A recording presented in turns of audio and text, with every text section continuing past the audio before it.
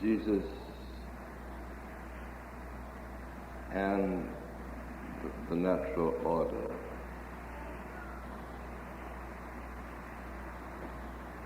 To pick up a thread from our meditation yesterday morning. Man is a child of nature.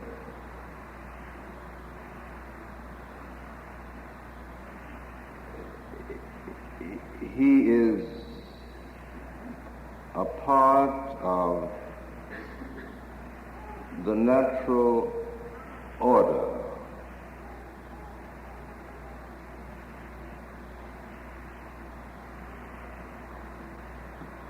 But because of mind, because of his mind and the quality or kind of self-consciousness that the mind makes possible, man to himself seems ever to be, in one very pragmatic sense, other than nature, over against nature, not a part of it.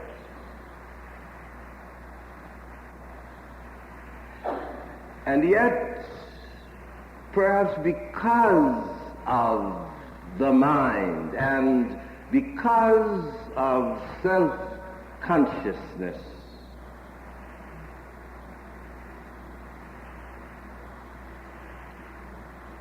man in his awareness seems constantly threatened by nature because there does not seem to be anything in the natural world that recognizes that man is present. It's present.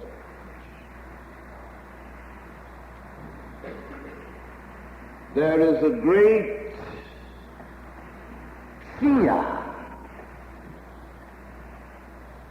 at the very center of man's mind that at last he will be isolated, cut off, closed in by himself alone. And there is something else in the human spirit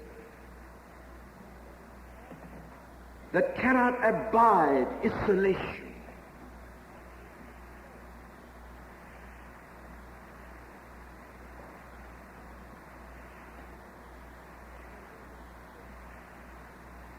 For we are nourished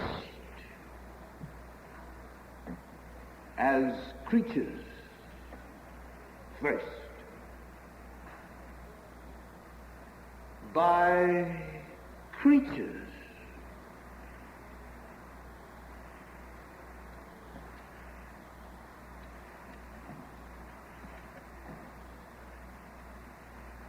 something very puzzling in this to my mind. And I'm constantly harassed by it.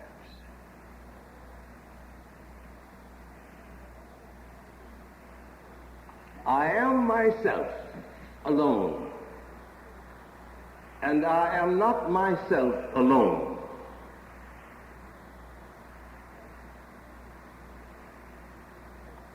I must not have finally the intimacy of my privacy invaded,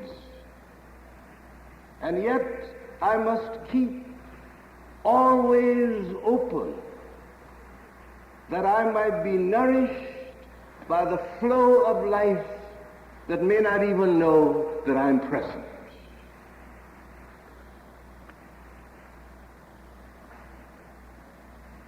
is strange and cruel and an awful paradox.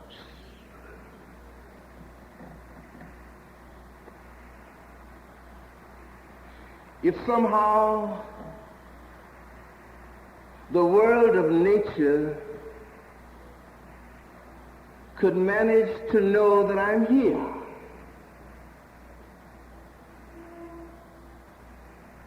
that I have an intimate, primary, personal world of hopes and dreams and longings and aspirations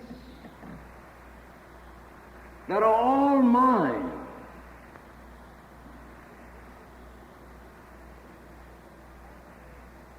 but the world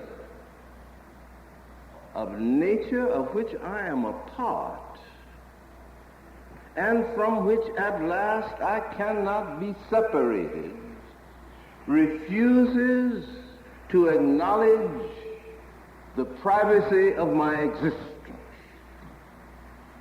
So always I'm going around trying to put the face of a man on the world of nature so that there will be something with which I can treat, something with which I can deal, something to which I can speak and will be answered, something that will affirm and confirm my presence. And there's the long silence.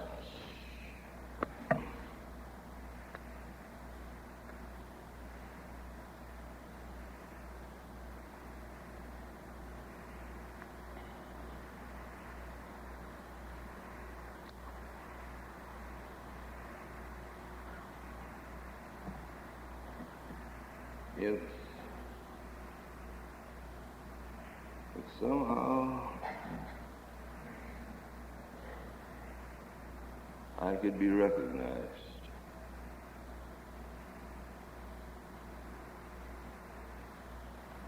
by the wind and the rain and the stars,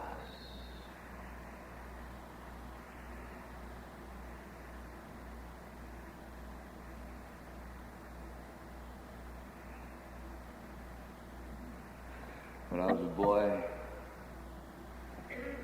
I spent much of my time alone on the shores of the Atlantic,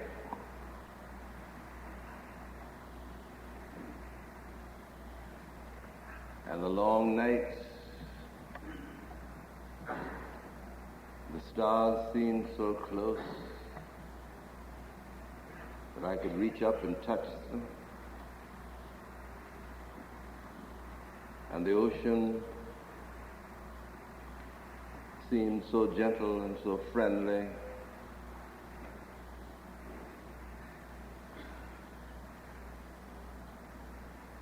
And I found myself often talking to the ocean, talking to the stars,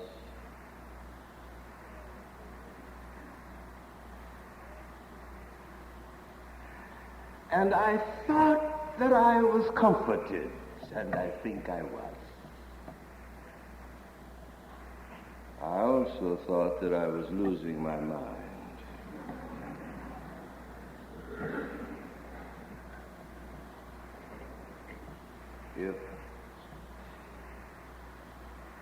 If somehow I could be answered and my isolation would be broken. I cannot stand this. And the human spirit does all kinds of things in an effort to compensate for this. You remember in Bourdieu's Great Hunger, there is the story of the man who had lost his health and had decided with his only daughter to move up into the northern part of Europe in order to try to recoup his health.